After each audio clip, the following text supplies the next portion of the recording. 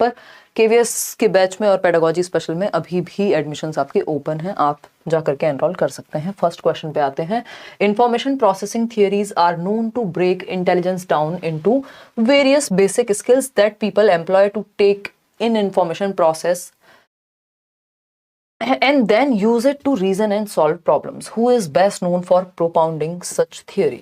थोड़ा सा घुमा करके इन्होंने पूछ दिया क्वेश्चन, जनरली नहीं पूछा जाता है। अगर आप सिलेबस में देखेंगे तो इंटेलिजेंस के बेसिक कॉन्सेप्ट से क्वेश्चन आता है और मल्टीपल इंटेलिजेंस या मल्टी डायमेंशनल इंटेलिजेंस आपको लिखा हुआ वहां दिखता है। लेकिन इस बार इन्होंने कहा कि नहीं नहीं, ऐसे नहीं, प्रभु पेट पे बाण मारिए, मुश्किल क्वेश्चन बनाइए, तब जाकर के ये थोड़े से दुखी होंगे। देखिएगा, हालांकि ये थियरी हम करते हैं, अगर आप YouTube पे देखेंगे तो मैंने स्टर्नबर्ग की थियरी है ये, इसमें गलत जवाब दे रहे हैं आप लोग सभी, है ना, सभी जो है इसमें गलत जवाब दे रहे हैं। स्टार्ट करते हैं। बी ऑप्शन कह रहे हैं जीन पियाजे। जी नहीं, बिल्कुल नहीं। हमने कभी पढ़ी है क्या जीन पियाजे ने इंफॉर्मेशन प्रोसेसिंग की, इंटेलिजेंस की थियरी पढ़ी है आपने जीन पियाजे की? नहीं पढ़ी। ठीक, तो अगर हम देखें इंफॉर्मेशन प्रोसेसिंग थियरीज, यानी कुछ थियरीज ऐसी हैं जो इंटेलिजेंस को इंफॉर्मेशन प्रोसेसिंग की तरह देखती हैं, are known to break intelligence down into various basic skills that employ to take in information, process it and then use it to reason and solve problems। यानी जो सूचना प्रसंस्करण के सिद्धांत हैं वो ये कहते हैं कुछ बुनियादी कौशलों का प्रयोग करते हैं। ये आपके सीटेट का ही अनुवाद है, इतना सुंदर खुफिया जानकारी लिख दिया इन्होंने, सूचना प्रोसेसिंग को जो भी आपका प्रसंस्करण होता है उसको। तो ये जो बात कही है ये रॉबर्ट स्टर्नबर्ग ने कही है, या उन्होंने कही भी नहीं है तो उनकी जो थियरी है वो इंफॉर्मेशन प्रोसेसिंग थियरी भी कह दी जाती है, क्योंकि उन्होंने कुछ कंपोनेंट्स को यूज किया जिनके थ्रू इंफॉर्मेशन को प्रोसेस करके व्यक्ति अपने इंटेलिजेंस का प्रयोग करेगा। तो इनकी जो थियरी है उसका नाम है ट्रायआर्किक थियरी। जेपी गिलफर्ड ने तो SOI मॉडल दिया है, स्ट्रक्चर ऑफ इंटेलिजेंस या 3D मॉडल ऑफ इंटेलिजेंस, और ये वही जेपी गिलफर्ड हैं जिन्होंने कन्वर्जेंट और डाइवर्जेंट इंटेलिजेंस की बात की है। कोई कह रहा है एडमिट कार्ड आ गया, डोंट वरी, अगर आ गया होगा तो सारी कहानी आपके सामने कल से ही अलग तरह से चलेगी। हम मैराथन्स वापस लाएंगे और डिस्कशन करेंगे। ये स्टर्नबर्ग की थियरी है। क्या समझे हम? कुछ नहीं समझे अभी, तो देखी ही है बस। तो स्टर्नबर्ग्स ट्रायआर्किक थियरी, इसको त्रिबुद्धि सिद्धांत कह देते हैं। इन्होंने 3 प्रकार बताए हैं। PCA से आपको याद रखना है, इसका जो निमोनिक है PC, P for practical, C for creative, A for analytical. अगर प्रैक्टिकल की हम बात करें तो इसको हम कहते हैं क्या? प्रायोगिक, जिसको आप डेली लाइफ में यूज करते हैं। कॉन्टेक्चुअल भी कहते हैं, कॉन्टेक्स्ट में, या स्ट्रीट स्मार्ट लोग जो होंगे वो इसी में आएंगे। आपके घर में कुछ भी खराब हो जाए, 1 मिनट में कोई ऐसा व्यक्ति घर में होगा जो ठीक कर देता होगा चीजें, यानी प्रैक्टिकल इंटेलिजेंस उसमें है। चाहे वो छोटे मोटे जुगाड़ की मैं बात कर रही हूँ, या अगर आप प्लम्बर को भी बुला रहे हैं। ठीक, बेसिकली इसमें आप अडेप्ट जल्दी से करते हैं एनवायरमेंट में, आप चेंज कर सकते हैं एनवायरमेंट को, आप सेलेक्ट कर सकते हैं नए एनवायरमेंट को। तो ये प्रैक्टिकल इंटेलिजेंस है जो जीवन को के प्रायोगिक पक्ष में यूज में आती है। दूसरी है क्रिएटिव इंटेलिजेंस, एक्सपीरियंशियल भी इसको कह देते हैं। इनके दो नाम हैं, दोनों नाम याद रखिएगा, पहले प्रीवियसली पेपर में पूछा जा चुका है, ये बहुत पहले एक बार क्वेश्चन आया था 2013-14 में। इसमें क्रिएटिविटी मतलब कुछ नया, कुछ नोवेल्टी, कुछ एक्सपीरियंस के बेस पे नया क्रिएट करना। नोवेल्टी मतलब यूनिक, कुछ डिफरेंट। ऑटोमेशन है कि जो आपने सीखा है उसको नई सिचुएशंस में क्रिएट करना, कुछ नया बना देना, है ना, कुछ नया बना देना। अगर हम बात करते हैं एनालिटिकल इंटेलिजेंस की, तो ये कॉम्पोनेंशियल कहलाती है। इसमें कंपोनेंट्स की बात होती है जिसमें आप इंफॉर्मेशन को प्रोसेस करते हैं, अलग अलग कंपोनेंट्स को समझते हैं। और इंफॉर्मेशन प्रोसेसिंग इसको इसीलिए कहा जा रहा है, या इसमें इंफॉर्मेशन प्रोसेसिंग लागू होती है, अप्लाई होती है, उसका रीजन यही है कि इसमें कई सारे कंपोनेंट्स हैं, जिसमें आपका परफॉर्मेंस कंपोनेंट है जो प्रैक्टिकल इंटेलिजेंस में आता है, कंपोनेंशियल है जिसमें आप कंपोनेंट्स को जोड़ करके एक साथ और सीखते हैं कुछ नया। तो अगर आप पढ़ाई लिखाई की वाली बुद्धि की बात करेंगे तो ये होगी एनालिटिकल इंटेलिजेंस, तो जिसमें प्रॉब्लम्स आप सॉल्व करते हैं, नई इंफॉर्मेशन को टेक इन करते हैं और जजमेंट बनाते हैं और प्रोसेस करते हैं इंफॉर्मेशन को, और फिर आप सीख पाते हैं। तो ये हुई स्टर्नबर्ग की ट्रायआर्किक थ्योरी, PCA। इतनी बात क्लियर हुई सभी को, या कोई दिक्कत परेशानी दर्द समस्या यहां तक है? क्वेश्चन नंबर 2 देखिएगा, पोल आपके सामने है, पूछा है who is the father of theory of multiple intelligence, यानी बहुबुद्धि के सिद्धांत के जनक। हिंदी में इन्होंने ऐसे ही पूछ लिया, मल्टीपल इंटेलिजेंस के सिद्धांत के जनक। देख रहे हो ट्रांसलेशन, ये सीटेट वालों का ट्रांसलेशन है, CBSE कर रही है ये इतना सुंदर ट्रांसलेशन कि हिंदी में नाम भी नहीं पूछा है। एडमिट कार्ड आ गया मैम। राधिका, इसके बारे में जो चर्चा है हम कर लेंगे, और कब से है डेट बताओ एक बार। मैं क्योंकि मैं बिजी थी आज तो मैं नहीं देख पाई हूँ, बिल्कुल मैं जस्ट अभी आई हूँ, और खाना खाने की भी फुर्सत मुझे मिली नहीं थी, तो मैं जस्ट खाना खा लिया बहुत जल्दी में, इस चक्कर में आपकी क्लास लेट हो गई है। देखिएगा बहुत बढ़िया। 28 से 29 से 28 29, हाँ वही लास्ट वीक में ही होना है, क्योंकि उससे पहले अब क्या ही हो सकता है, 20 तारीख तो हो ही गई है, ठीक है ना।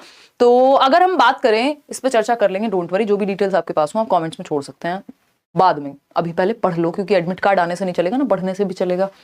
तो अगर हम बात कर रहे हैं क्वेश्चन नंबर 2 की, who is the father of theory of multiple intelligence, यानी बहुबुद्धि के सिद्धांत के जनक, हमें पता है एक प्यारे से व्यक्ति हैं जिनका नाम गार्डनर है, और इन्होंने कहा कि भैया आईक्यू से मत जज करो, बुद्धि कोई सिंगल एंटिटी नहीं है, कोई आईक्यू का एक सिंगल स्कोर नहीं है, आप अलग अलग तरह से बुद्धिमान हो सकते हो, बुद्धि के 8 प्रकार हो सकते हैं, ये हमारी एनसीईआरटी कहती है, क्योंकि इनके प्रकार 9 और 11 तक भी मिल जाएंगे आपको, लेकिन वो गूगल के लिए छोड़ दीजिए उनको, जो आपके ऑथेंटिक प्रकार हैं वो 8 हैं। और इन्होंने एक बुक दी थी फ्रेम्स ऑफ माइंड, जिसमें इन्होंने बात की थी 1983 में, उस टाइम पे 7 थी, बाद में 8 हो गई।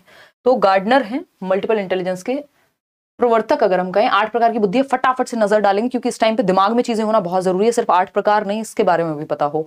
8 प्रकार दिख रहे हैं आपको, विजुअल स्पेशल, यानी एक आर्किटेक्ट या एक पेंटर या एक मूर्तिकार जिसको शेप और साइज, शेप की स्पेशली समझ हो, ठीक।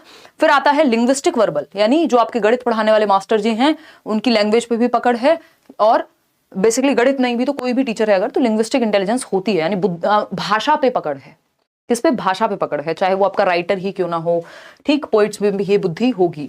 इंटरपर्सनल, यानी ये आप देख रहे हैं थेरेपिस्ट के साथ कोई व्यक्ति बैठा हुआ है, यानी लोगों को समझने की क्षमता, इसमें आपके मदर टेरेसा, या फिर अगर हम कहें जो नॉर्मल इवन पॉलिटिशियंस भी, जो भी लोग लोगों को समझने में अच्छे होते हैं, थेरेपिस्ट, जो सोशल वर्कर्स हैं, वो सब आ जाएंगे।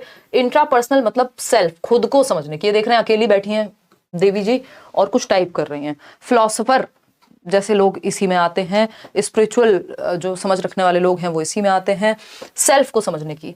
लॉजिकल मैथमेटिकल यानी लॉजिक और मैथ्स में अच्छे हैं, तो ये गणित वाले मास्टर जी यहाँ आएंगे। लॉजिकल मैथमेटिकल यानी साइंस में, मैथ्स में, जितने भी सब्जेक्ट लॉजिक वाले होते हैं वहां पे।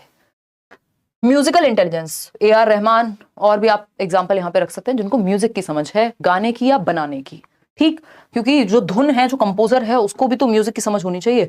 बॉडी का एस्थेटिक, स्पोर्ट्स पर्सन आ जाएंगे। नेचुरलिस्टिक में आपका गार्डनर, आपके जूलॉजिस्ट, जो लोग भी एनवायरमेंट की समझ रखते हैं। ये एक बेसिक बात हो गई, आगे बढ़ जाए अब इसी बात पे। क्वेश्चन नंबर 3 देखिएगा और जवाब दीजिएगा। Insightful theory of learning is given by, अब जनरली ये सीटेट में पूछता नहीं था, ये आपसे पंगे लिए हैं इन्होंने बिना मतलब कि ज्यादा पढ़ा है कि नहीं। इंसाइटफुल थियरी, इस पे एक बार क्वेश्चन आया जीवन में, वो भी 2011-12 का टाइम था, तब से तो सिलेबस भी चेंज हो गया था उस टाइम के बाद से, तो अगर हम सीटेट की बात करें, बट ठीक है, एक आध नंबर में पूछ ले तो आपको पता होना चाहिए। 58% लोग ए इधर है, मतलब इन क्वेश्चंस में आप घूम जा रहे हैं, सही बात है या नहीं।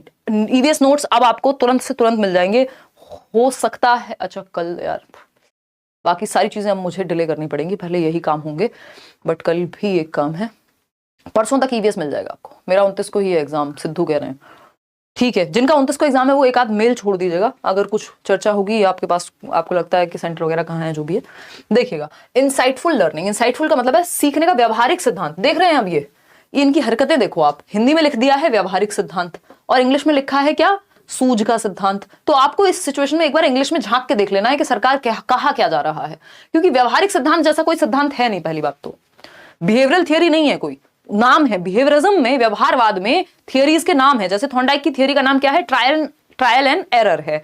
कनेक्शनिज्म है, बॉन्ड थियरी बोल देते हैं कई लोग, प्लेजर एंड पेन थियरी बोल देते हैं, स्टिमुलस रिस्पॉन्स थियरी बोल देंगे। लेकिन ये क्या कह रहे हैं, व्यावहारिक सिद्धांत। अगर बिहेवियरिज्म का कोई व्यक्ति पूछा होता या उनकी थियरी किस पे बेस्ड है ये पूछा होता तो समझ में आता।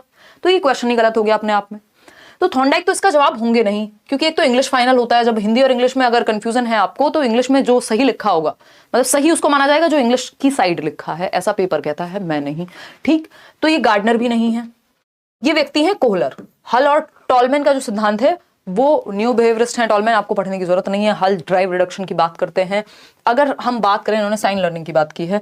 कोहलर हैं एक व्यक्ति, वोल्फगैंग कोहलर, जिन्होंने इंसाइटफुल लर्निंग दी है, सूझ का सिद्धांत दिया है।